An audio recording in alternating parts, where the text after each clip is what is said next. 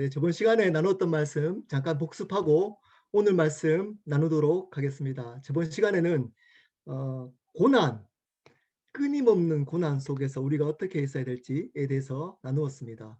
고난은 고생과 다르다고 했습니다. 우리의 죄의 결과가 고생인 겁니다.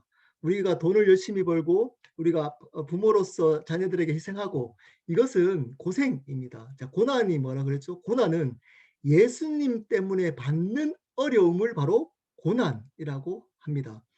이 계속적으로 믿는 자들은 이 고난을 받을 수밖에 없다라고 말씀을 드렸습니다. 그러면 이 고난 속에서 우리는 어떻게 있어야 되는지를 두 가지를 나누었습니다. 첫 번째는 사람의 소리보다 하나님의 음성에 순종해야 된다라고 말씀을 드렸습니다.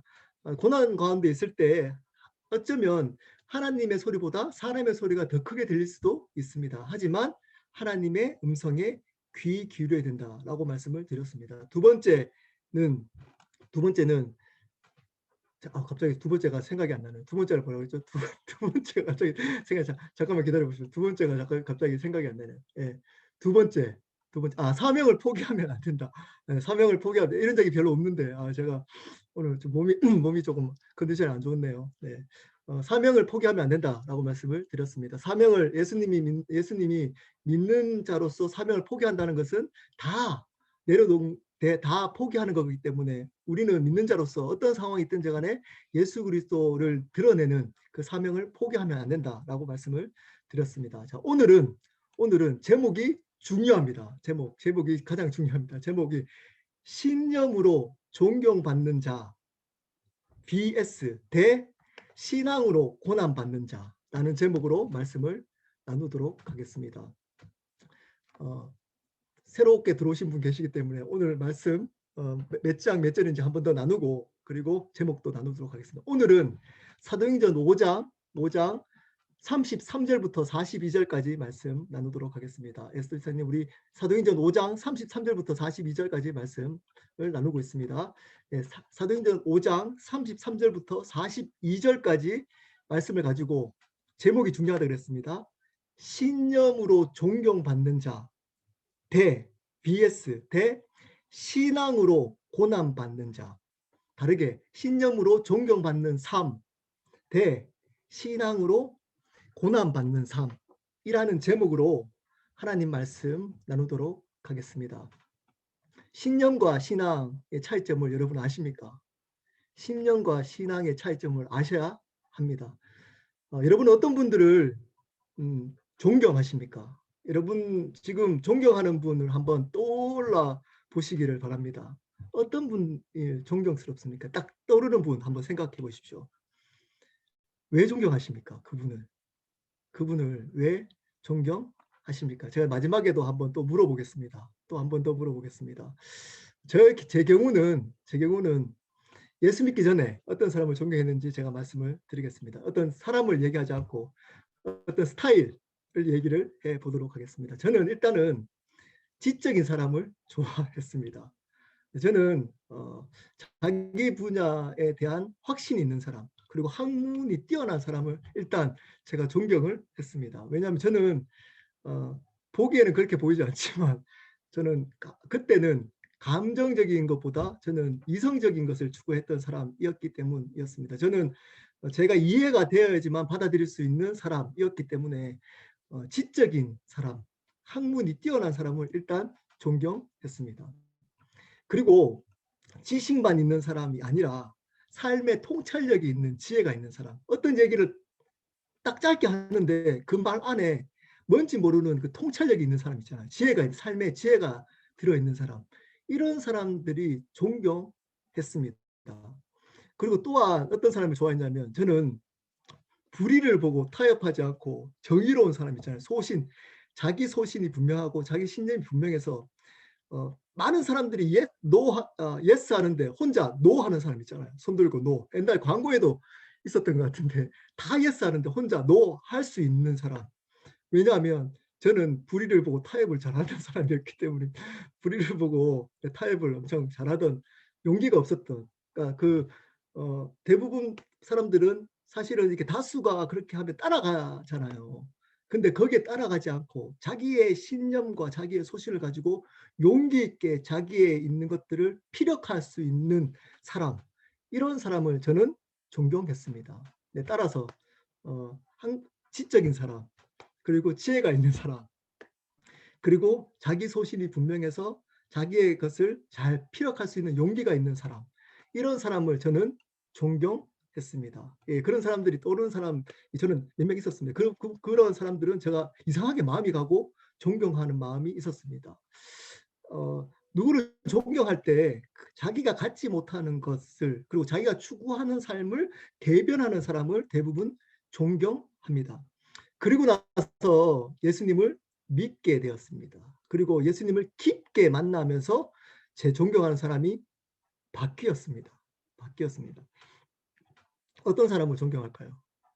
예, 저는 자기 소신이 있는 사람보다는 이제는 예수님밖에 모르는 사람, 예수님을 모른다면 아무 소용이 없기 때문에 예수님이 자기 자신에게 주인임을 확실히 알고 어떤 일이든 간에 예수 그리스도를 드러내는 사람, 드러내면서 삶을 사는 사람, 그리고 그것으로 자족하고 기뻐할 수 있는 사람, 자기 상황이 어떠하든 간에, 자기의 처지가 어떠하든 간에, 자기의 사회적 지위가 어떠하든 간에 그것에 대해서 확신을 잊고 그 확신 안에 하나님 주신 기쁨과 감격을 가지고 살아가는 사람이 존경스럽습니다.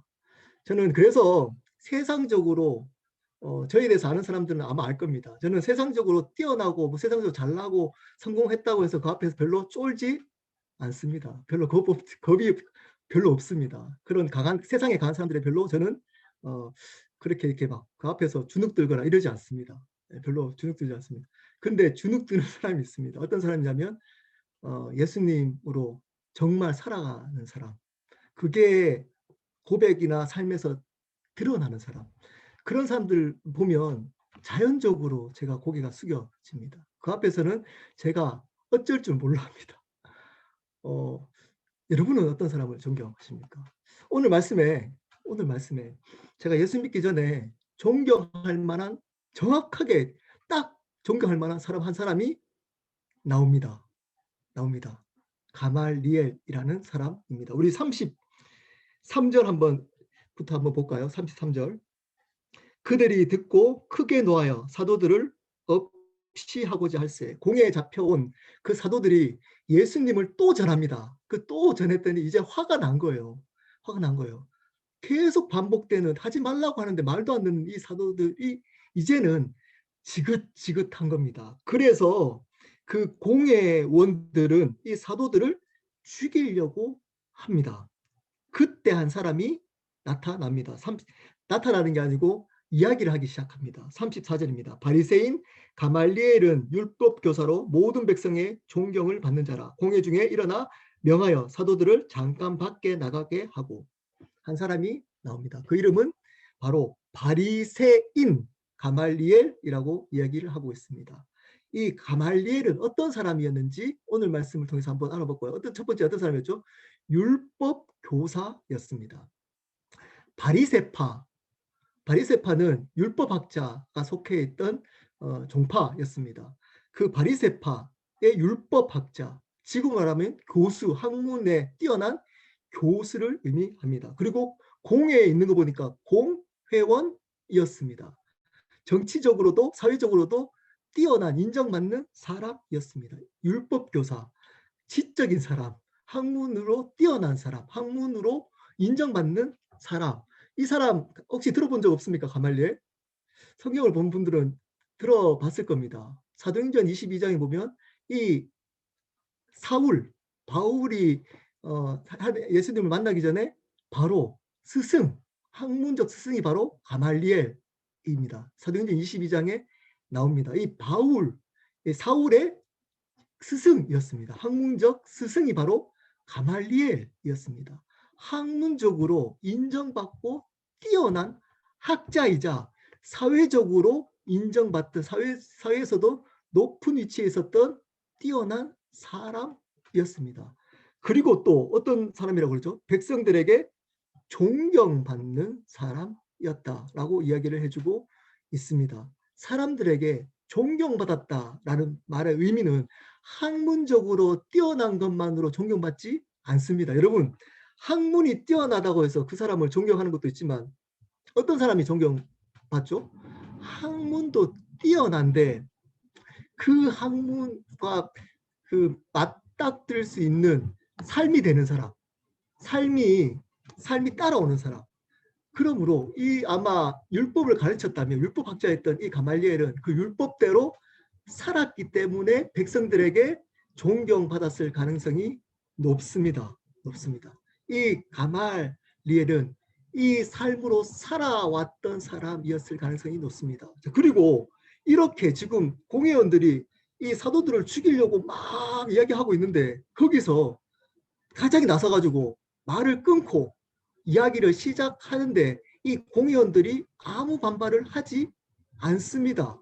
이 말의 의미는 이 상황적으로 봐서는 이 가말리엘이 이 공회원들한테도 존경받았을 가능성이 높다는 겁니다. 이 공회원뿐만 아니라 백성들에게도 존경받았던, 인격적으로 삶적으로 존경받았던 사람이었습니다. 자, 그리고 또 어떤 사람이었을까요? 지혜로운 사람입니다. 보십시오. 35절부터 한번 볼까요? 35절. 말하되 이스라엘 사람들아 너희가 이 사람들에게 대하여 어떻게 하려는지 조심하라. 조심하라는 겁니다. 신중하라는 겁니다. 함부로 그 일을 행하지 죽이려고 하지 말라는 겁니다. 그렇게 흥분되어 있는 그 사람들을 잠잠하게 컴다운 시킵니다. 어떻게 시키느냐?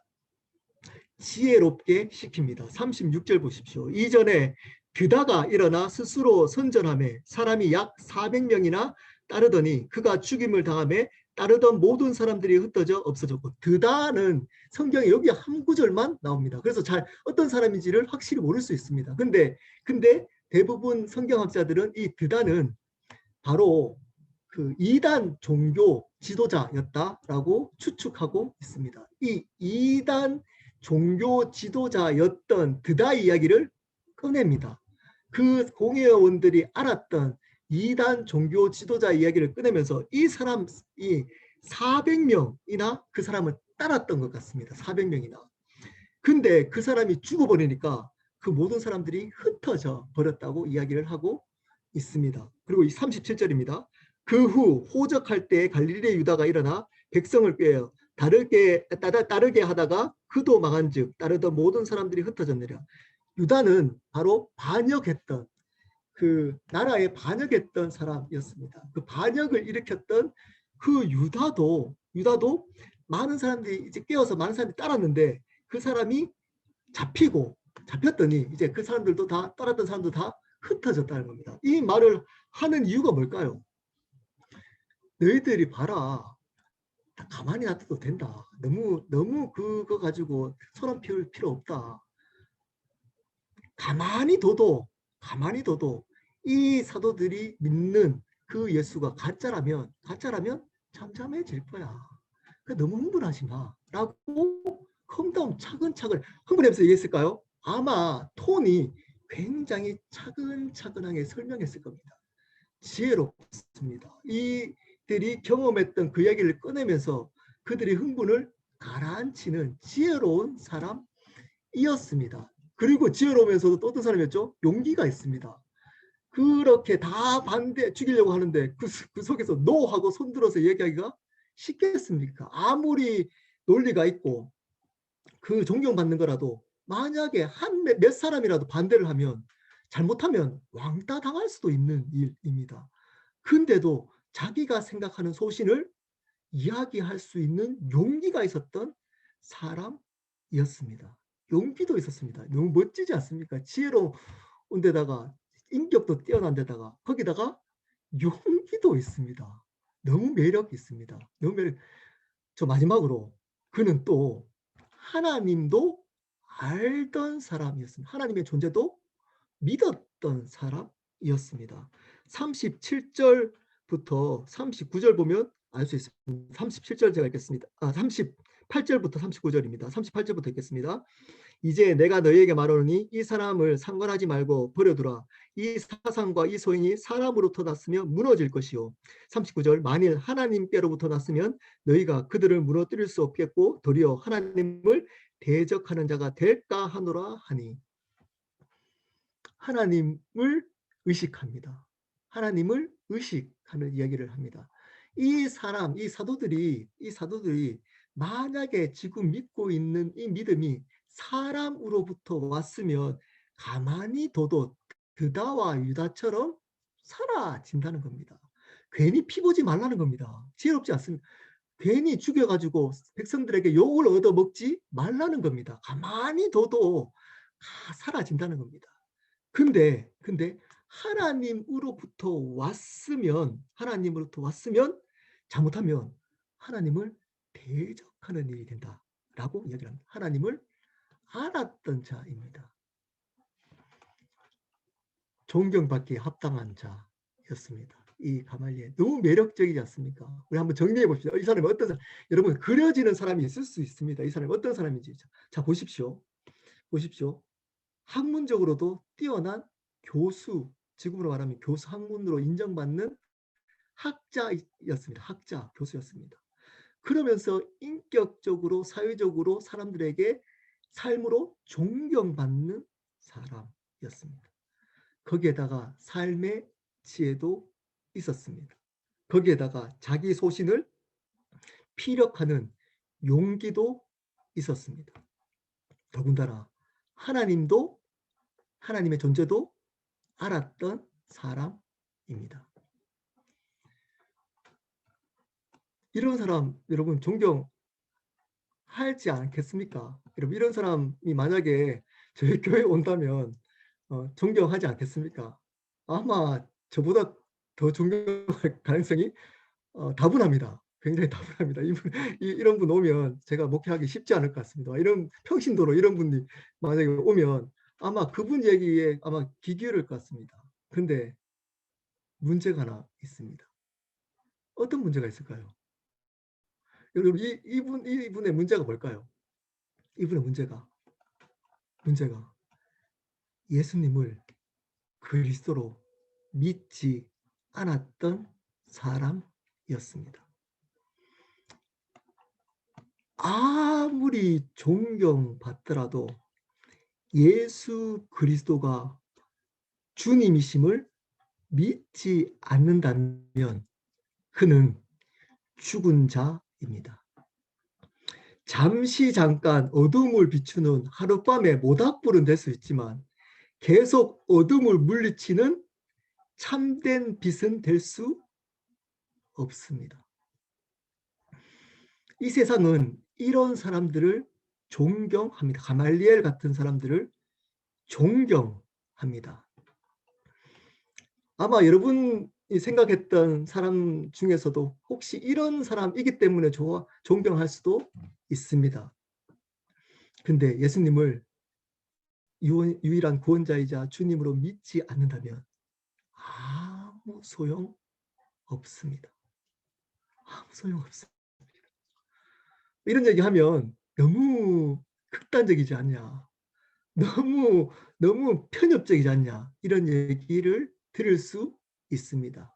네, 들어야 합니다. 그런 얘기를 예수님만 주님으로 사는 삶, 그 삶만 하나님 앞에 인정된다고 성경은 이야기해주고 있습니다. 왜냐? 이 가말리엘이 가지고 있었던 것은 하나님 보시기에 참된 신앙이 아니라 신념이었기 때문입니다. 신앙은 생명이 있지만 신념에는 생명이 없습니다. 이 가말리엘은 자기의 신념으로 이 세상에서 존경받았던 사람이었습니다. 하지만 생명이 없는 죽은 자였습니다. 근데 많은 교회에 다닌다고 하는 사람들조차도 어쩌면 이 사람들을 존경하고 이런 삶을 추구할 수도 있습니다. 이런 삶을 추구할 수도 있습니다. 또 한 부류가 나옵니다. 또 한 부류가 나옵니다. 전혀 세상적으로 매력 없는 한 부류입니다. 그들은 사도들입니다. 사도들. 그들은 어떤 사람들이었을까요? 어떤 사람이? 첫 번째, 예수님을 믿는 것 때문에 고난받는 것을 기뻐하는 자였습니다. 예수님을 믿는 십자가의 길을 가는 것을 자랑스러워하고 기뻐하던 자였습니다. 40절입니다. 40절. 그들이 옳게 여겨 사도들을 불러들여 채찍질하며 예수의 이름으로 말하는 것을 금하고 놓으니 드디어 때리기 시작합니다. 말로 하다가 도저히 못 참아서 드디어 때립니다. 죽이지 못하니까 이제 감말리엘이 이야기하니까 거기에 있던 공회원들은 죽이지 못하니까 이제 겁을 주려고 이제 처음으로 때리기 시작합니다. 근데 거기에 대한 사도들의 반응이 놀랍습니다. 그 반응이 41절입니다. 41절입니다. 사도들은 그 이름을 위하여 능력받는 일에 합당한 자로 여기심을 기뻐하면서 공의 앞을 떠나니라. 저는 이 말씀을 읽는데 왜 이렇게 울컥하는지 모르겠습니다. 제가 이 말씀을 중계하다가 읽으면서 몇 번 울컥했습니다. 이 구절 때문에 소름이 끼치고 울컥했습니다. 이렇게 얘기합니다. 그들은 맞고 나서 그들이 가지고 있는 생각을 말씀은 이렇게 표현합니다. 사도들은 그 이름을 위하여 능력받는 일에 합당한 자로 여기심을 기뻐한다. 예수 이름 때문에 고난 받는 일에 합당한 자로 여기게 된 것을 기뻐하고 있다는 겁니다. 이상한 사람 아닙니까? 여러분, 고난이 좋습니까? 고생하는 게. 고생받는 거 좋아하는 사람 이 세상에 아무도 없습니다. 맞았습니다. 처음으로. 맞았습니다. 말로 하다가 잡아넣다가 더 심해졌습니다. 더 고난의 강도가 점점점 심해지고 있습니다. 이제 뒤에 가면 순교도 나옵니다. 점점점 강도가 심해지는데 그들은 더 기뻐합니다. 더 기뻐합니다. 왜 그럴까요? 내가 그 십자가의 길을 가는 신분이라는 것, 하나님이 나를 그 자로 합당한 자로 불러주셨다는 그것을 기뻐한다는 겁니다. 삶의 모습이 어땠을까요? 가말리엘처럼 어떤 사람이 떠올래? 가말리엘 그러면 지금으로 떠오르면 양복 입고 좋은 집에서 좋은 차 몰고 좋은 이제 사람들과 좋은 레스토랑에 가서 식사도 하고 이런 거 나쁘다고 얘기하는 거 아닙니다. 오해하지 마십시오. 그리고 말할 때 굉장히 교양 있게 이야기를 하고 그리고 사람들도 사람들 보기에도 진짜 존경할 만해. 어떻게 돈도 있고 되게 똑똑한데도 겸손하지? 거기다가 삶의 통찰력도 있지. 근데 겸손해. 하나님도 인정해요. 하나님 인정해. 어떻게 저럴 수가 있을까? 완벽하다. 라는 사람이 아마 가말리엘일 겁니다. 자, 사도들 어땠을까요? 여러분, 사도들은 어떤 사람처럼 보입니까? 너무 무식하지 않습니까? 조금 부담스럽지 않습니까? 느낌에? 조금 부담스럽습니다. 잡아 넣었더니 또 나가서 예수 전합니다. 하지 말라고 말로 타이려다가 또 잡아 넣습니다. 근데 천사가 또 풀어줘. 또 아침 일어나자마자 또 예수님을 전합니다. 또 잡아 넣습니다. 근데 그 잡아 넣은 그 사람 앞에 복음을 전합니다. 미치겠습니다. 좀 절제하면서 좀 교양 있게 조금 절제하면서 약간 눈치 있게 약간 지혜롭게 우리 잘 쓰는 말 있잖아요. 지혜롭게 하면 좋겠는데 너무 무식하게 무대뽀로 들이댑니다. 들이댑니다. 존경할 만합니까? 여러분 이런 분들 사람 만나면 마음에서 존경할 만한 생각이 듭니까? 혹시 부담스럽지 않으십니까? 근데 그들은 이 고난, 예수님을 전하는 이 감격, 이 기쁨이 그 어떤 것보다 소중했던 사람입니다. 왜냐? 예수님이 그들의 주인이셨기 때문입니다. 이제 그들의 삶은 없고 예수의 삶만 있었기 때문입니다. 그렇기 때문에 그들의 주인이었던 그 예수님을 전하는 그 일에 그들은 온 삶과 생명을 드렸던 사람이었기 때문입니다. 그렇기 때문에 상관없었습니다. 사람들이 무식하게 보든 그 사람들을 어떻게 생각하든 관심 없었습니다.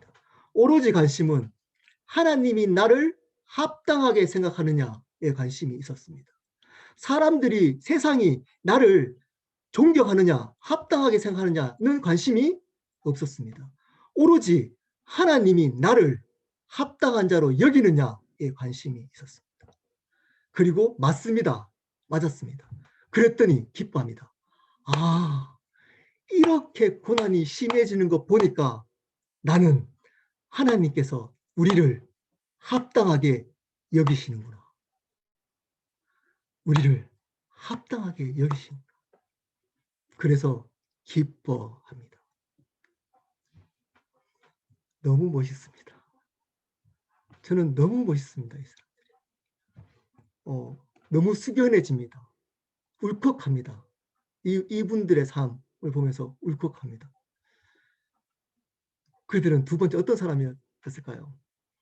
예수님을 어떤 상황, 어떤 모습에도 전했던 사람이었습니다. 가르치고 전했던 어떤 상황, 어떤 모습에서도 예수님을 가르치고 전했던 사람이었습니다. 42절입니다.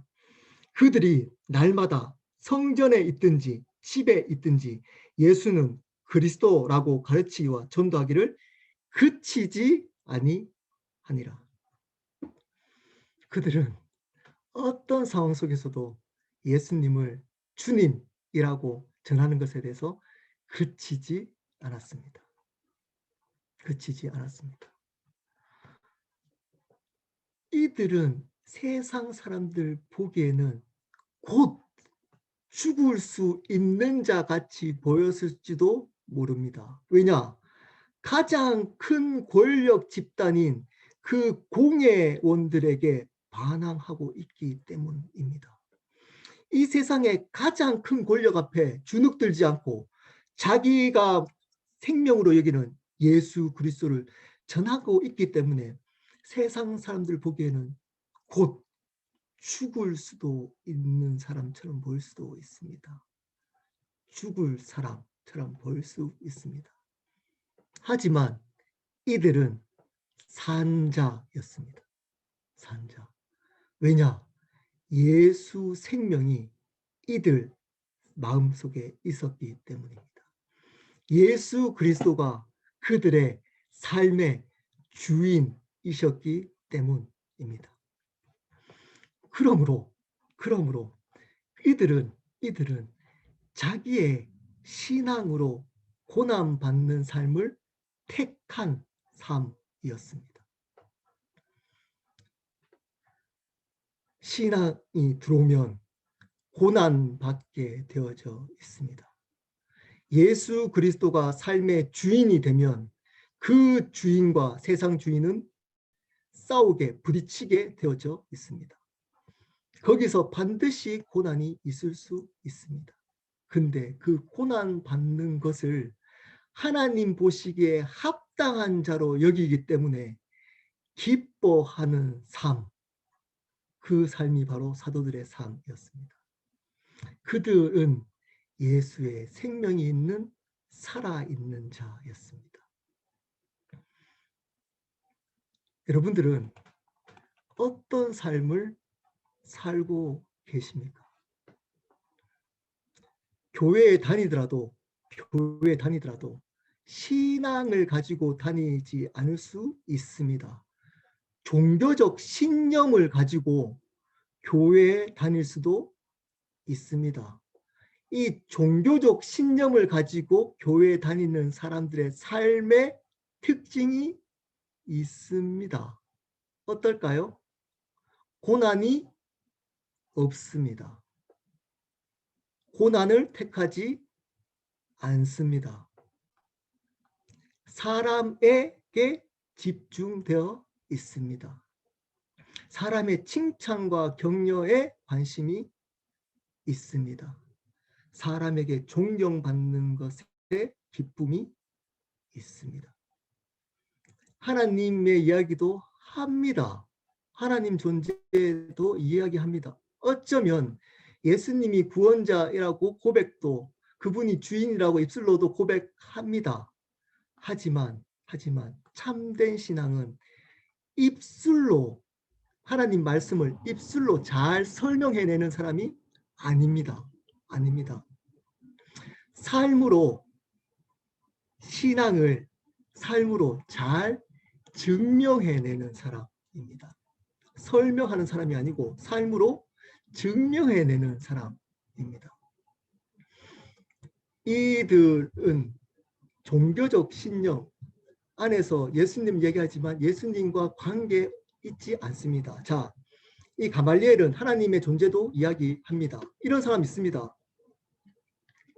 교회에서도 하나님의 존재 이야기합니다. 하나님 살아계십니다. 근데 어떨까요? 예수님이 주인이지 않습니다. 예수님을 모릅니다. 예수님을 그저 나의 삶에 도움이 지는 도우미, 나중에 천국 보내는 도우미, 구원의 도우미 정도로만 인식하고 살아갑니다. 그리고 자기의 행복, 사람들의 존경, 이 세상에 있는 자기 신념, 종교적 신념을 가지고 기독교적 종교 신념을 가지고 피력합니다. 용기도 있습니다. 지혜도 있을 수 있습니다. 존경받을 수도 있습니다. 사회적으로 성공할 수도 있습니다. 하지만 죽은 자입니다. 하지만 산 자 아닙니다. 생명 없는 죽은 자입니다. 반대인 사람이 있습니다. 보기에 초라해 보일 수 있습니다. 가진 것 없을 수 있습니다. 사회적 지위가 없을 수도 있습니다. 사람들이 보기에 존경할 만한 거리가 아무것도 없을 수도 있습니다. 그리고 조금 부담스러워 보일 수도 있습니다. 왜냐? 예수 얘기만 하니까. 예수 얘기. 제가 여러분께 좀 부담이 됐으면 좋겠습니다. 목사로. 네, 전화하면 맨날 예수님 주인 된다라고 얘기하는 목사가 됐으면 좋겠습니다. 설교 시간에 맨날 예수 얘기만 하는 목사였으면 좋겠습니다. 부담이 되는 사람일 수 있습니다.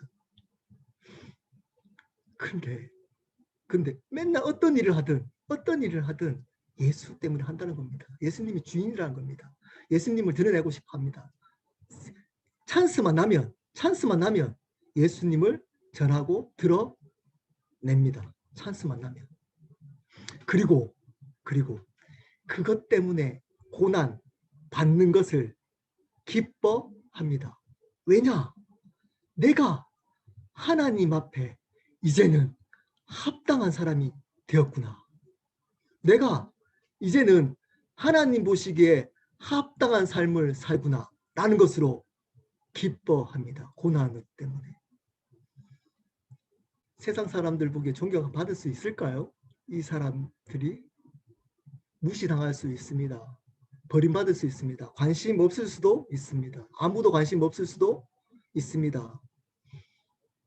근데 이들은 산자입니다. 이들은 예수 그리스도의 생명이 있는 영원한 생명을 가진 살아있는 자입니다. 여러분, 둘 중에 어떤 삶을 살아가고 계십니까? 어떤 삶을 살 겁니까? 결정하셔야 합니다. 말씀을 마무리하도록 하겠습니다. 여러분, 앞에서 말씀드렸지만 어떤 분을 존경하십니까?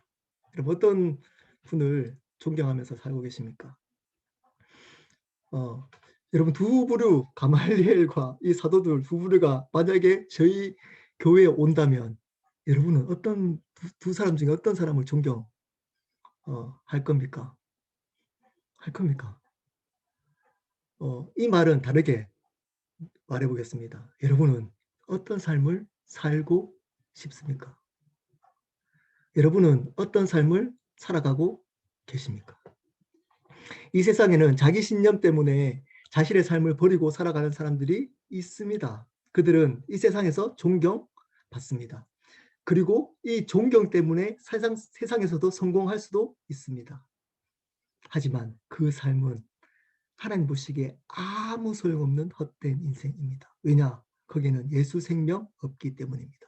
예수님이 그 삶의 주인이 아니고 그들의 삶의 주인이 아니기 때문입니다. 그렇기 때문에 죽은 자입니다. 반면 참된 믿음을 가지고 자신의 신앙을 지키며 살아가는 사람들이 있습니다. 자기 것을 내려놓고 포기하고 살아가는 사람이 있습니다. 오히려 이 세상의 것들을 쌓아가지 않고 그것을 내려놓고 포기하며 살아가는 사람들이 있습니다. 이 세상에 전혀 드러나지도 않습니다. 사람들 보기에 관심 못 받을 수도 있습니다. 세상적으로 성공하지 않는 인생일 수도 있습니다.